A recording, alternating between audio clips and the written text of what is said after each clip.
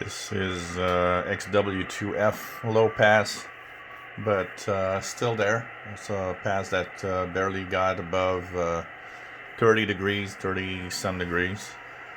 So this is the beacon, Morse code beacon, XW-2F. That one seems to work. We heard a little bit of amateur radio operators, but the signals weren't very strong. That is one negative side of not having a directional antenna. So XW-2F on the 2-meter band. This is the Morse code beacon.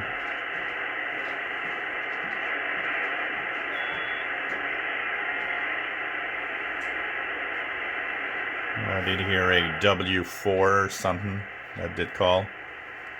So this one seems to be better. So if you have good pass of XW-2F, also known as CAS-3F, CAS-3F, that is definitely something to try for.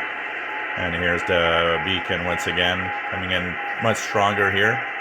And this is the beacon, by the way, is sending out information like temperature, frequency, shift, all sorts of things, battery, voltages, stuff like that.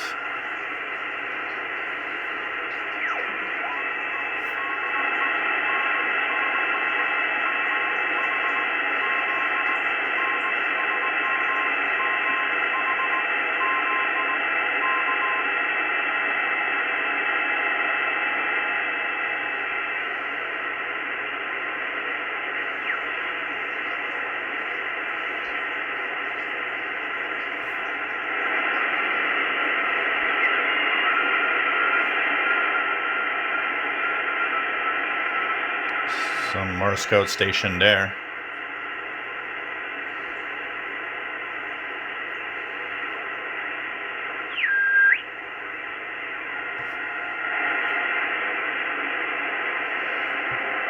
So not super strong, but it was there. XW-2F, that's one to try for, and a better pass, I will actually try it again. I think there might be one later tonight. If not tomorrow, we're going to check that out.